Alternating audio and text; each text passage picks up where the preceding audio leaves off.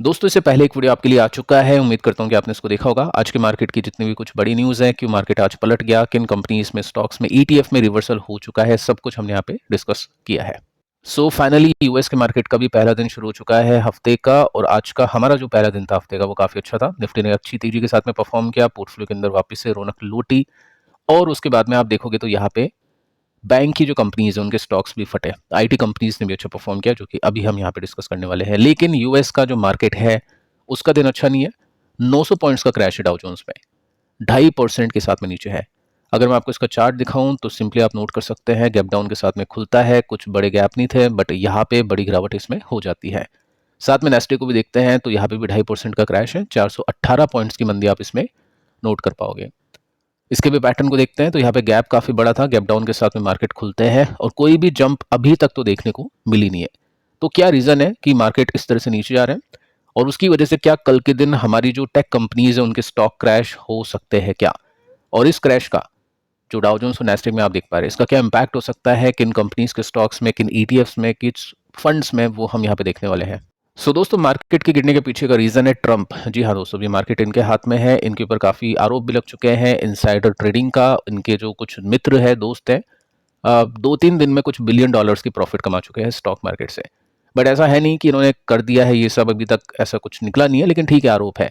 अब इनके हाथ में पूरा मार्केट है, ये चाहे तो कुछ भी बोल के मार्केट को प्लस कर सकते हैं, कुछ भी बोल के मार्केट को माइनस कर सकते हैं। टैरिफ इनको लगाना नहीं था, स्टिल न्यूज़ आती है, फिर एकदम से हटा दिया। अब आगे चल के क्या पता 90 डेज से पहले लग जाए या फिर नहीं लगे। ठीक है, अभी इनके हाथ में है टोटल मार्केट। इन्वेस्टर का काम है अच्छी कंपनीज को डिस्काउंट पर देखना, उनके हाथ में जस्ट इतना होता है, फाइंड करना, देखना कि कौन कौन सी कंपनीज, कौन कौन से सेक्टर शॉर्ट टर्म के लिए इंपॉर्टेंट है, कौन कौन सी कंपनीज और सेक्टर लॉन्ग टर्म के लिए इंपॉर्टेंट है। ये इन्वेस्टर्स का काम है। ठीक है, तो ये हम कोशिश करते रहते हैं यहाँ पे आइडिया लगाने की न्यूज़ को देखते हुए। अब देखो यहाँ पे न्यूज़ ये आती है कि फेड के जो चेयरमैन है पोवेल, उनके ऊपर इनका गुस्सा निकल रहा है। उनको बोल दिया है रेट कट कर दो अभी के अभी, क्योंकि मैं तो अपने पाप करूंगा, मेरे पाप की वजह से मार्केट तो नीचे गिरेगा, लेकिन क्या पता आप रेट कट कर दो तो उसकी वजह से मार्केट कम गिरे या थोड़ा सा हमको बाउंस देखने को मिल जाए, ताकि जो प्रोटेस्ट चल रही है इनके अगेंस्ट की इकोनॉमी की, बिल्कुल मतलब धज्जियां उड़ा दी इन्होंने।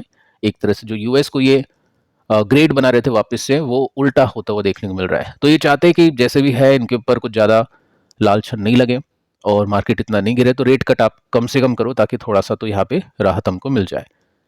अब देखो कुछ आप तो यहाँ पे नोट कर सकते हैं, पहले भी बोला जा चुका है कि कॉल दिए इनको पोवेल को कि करो रेट कट, और पोवेल को बुलाया कि हमेशा लेट रहते हैं, और इलेक्शन पीरियड को छोड़कर हमेशा यहाँ पे रेट कट को लेट किया जाता है।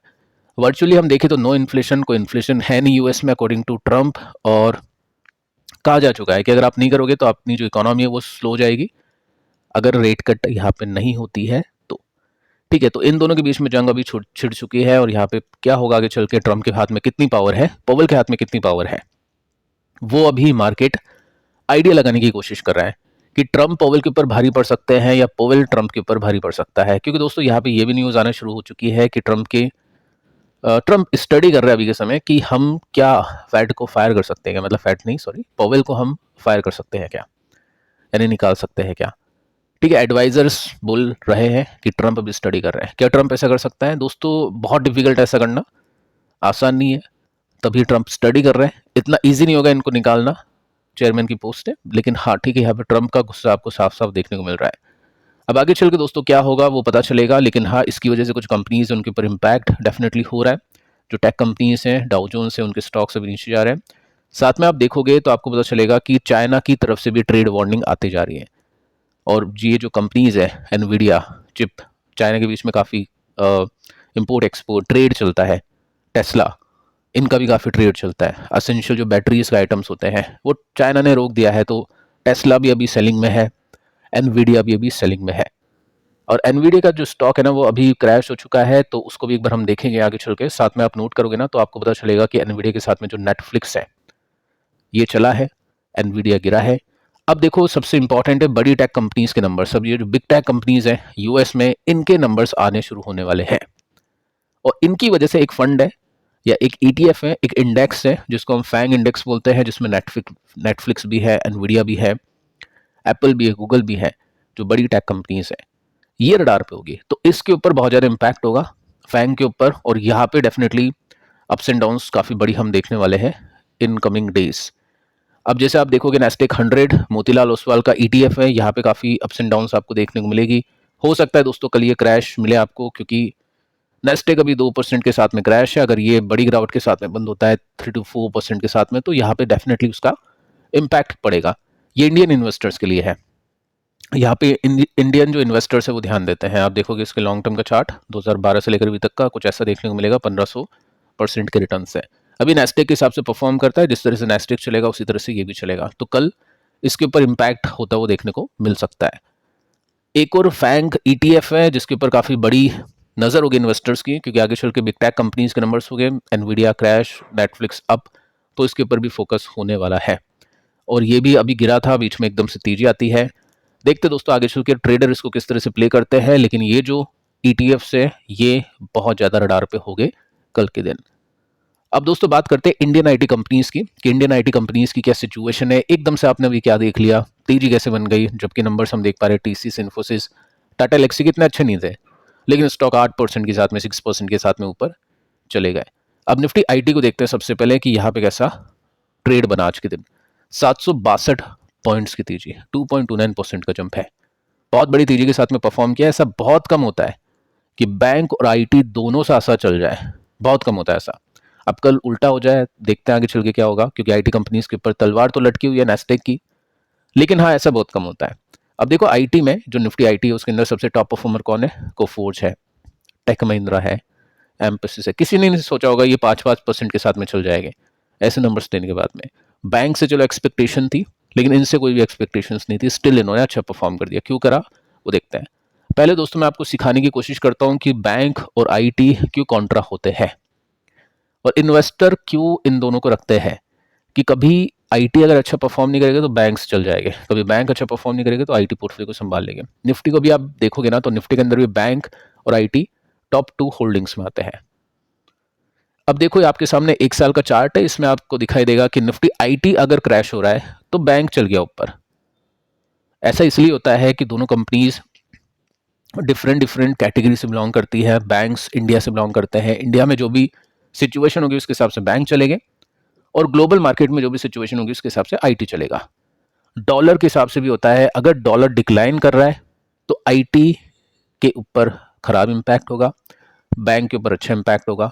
अगर डॉलर बढ़ रहा है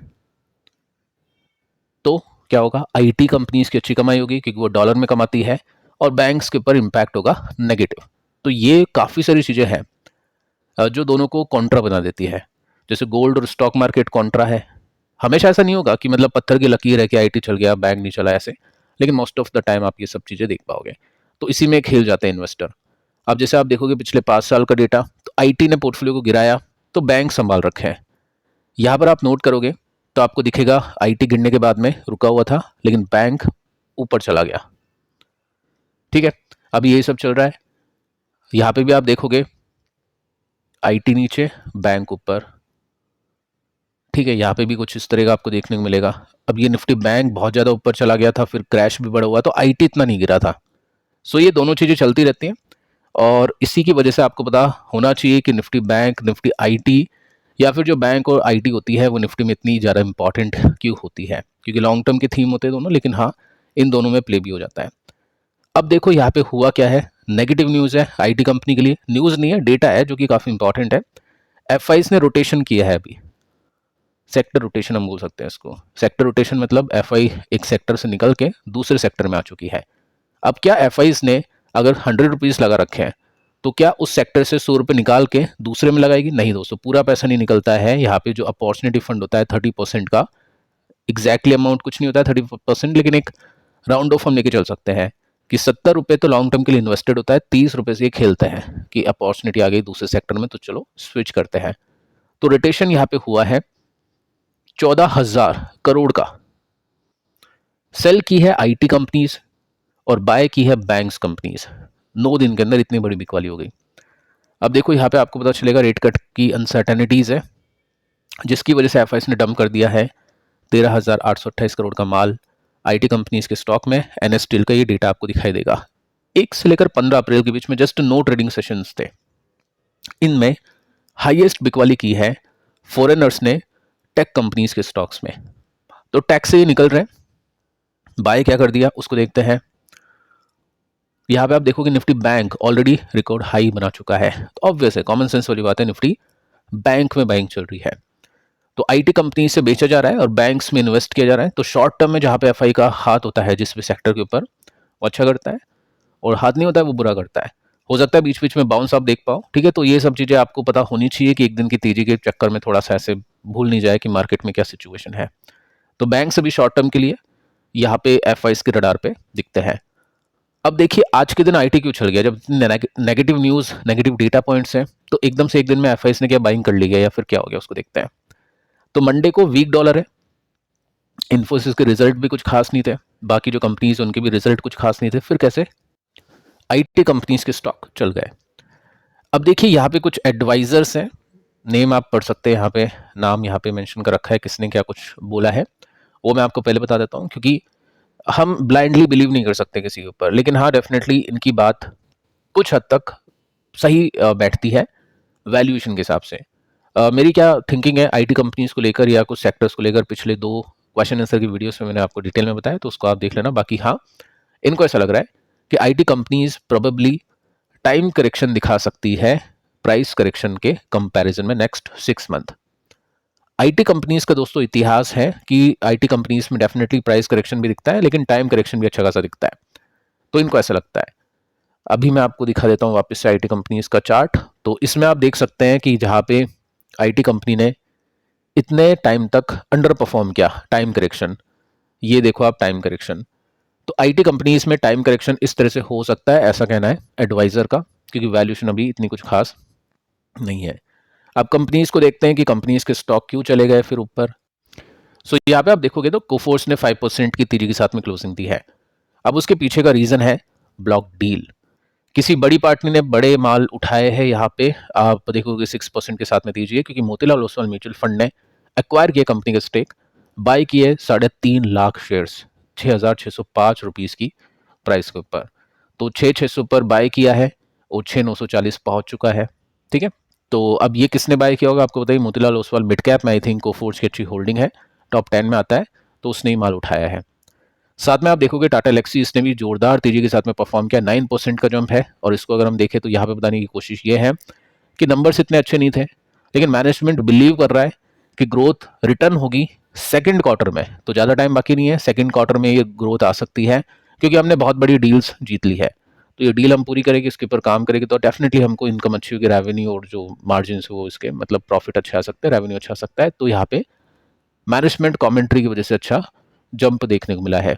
तो क्वेश्चन दोस्तों ये बनता है कि सब कुछ हो चुका है, आपके समझ में आ चुका है, तो ग्लोबल कंपनीज का अपने को पता है कि कौन कौन से एटीएफ्स रडार पर रहेंगे जहां पे बिकवाली पॉसिबल है। बाकी आपको क्या लगता है कि कल आईटी कंपनीज के स्टॉक क्रैश हो सकते हैं क्या, उसको लेकर आप नीचे कमेंट करके बताइएगा। बाकी दोस्तों फिलहाल इस वीडियो में इतना ही, आप इस वीडियो को भी देख लेना, ये भी काफी इंपॉर्टेंट है। मिलते हैं नेक्स्ट वीडियो में, तब तक के लिए बाय बाय।